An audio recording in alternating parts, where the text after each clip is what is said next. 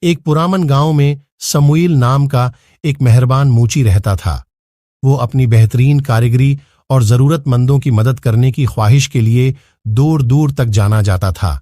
سموئیل کی چھوٹی سی دکان ہمیشہ ہر اس شخص کے لیے کھلی رہتی تھی جو مدد طلب کرتا تھا، چاہے وہ جوتوں کا جوڑا ٹھیک کرنا ہو یا پھٹے ہوئے کپڑوں کو ٹھیک کرنا۔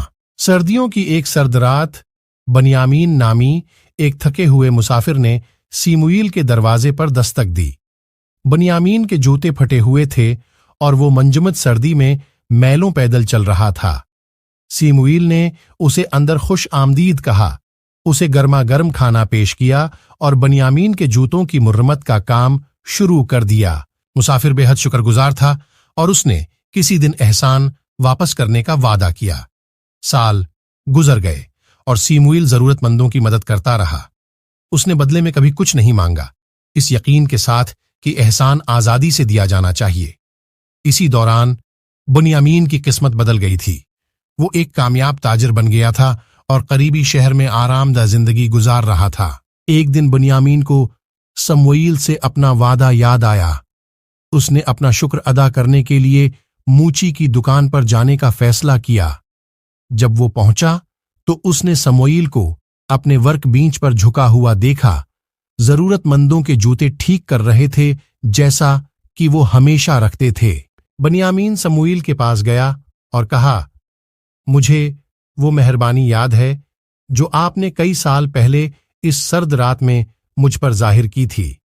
میں آپ کی سخاوت کا بدلہ لینے آیا ہوں۔ اس نے سموئیل کو سونے کے سکوں کا ایک تھیلا دیا، اس امید پر کہ اس کی زندگی آسان ہو جائے گی۔ سموئیل نے سونے کے تھیلے کی طرف دیکھا، گرمجوشی سے مسکرایا اور کہا، میں آپ کے اشارے کی تعریف کرتا ہوں، لیکن مجھے ان دولتوں کی ضرورت نہیں ہے۔ دوسروں کی ضرورت کے وقت ان کی مدد کرنے کا اطمینان میرے لیے سونے کی کسی بھی رقم سے زیادہ قیمتی ہے۔ بنیامین سموئیل کی باتوں سے متاثر ہوا۔ اس نے محسوس کیا کہ حقیقی مہربانی اور سخاوت بدلے میں کسی چیز کی توقع کرنے کے بارے میں نہیں ہے، بلکہ دوسروں کی بے لوث مدد کرنے کے بارے میں ہے۔ اس نے سونے کا تھیلا سموئیل کے پاس چھوڑ دیا، یہ جانتے ہوئے کہ یہ گاؤں کے کم نصیبوں کے لیے اچھا کام آئے گا۔ کہانی کا اخلاق یہ ہے کہ بدلے میں کسی چیز کی توقع کیے بغیر احسان کے کام کیے جائیں۔ سچی سخاوت دل سے آتی ہے اور دوسروں کی مدد کرنے کی خوشی سب سے بڑا انعام ہے۔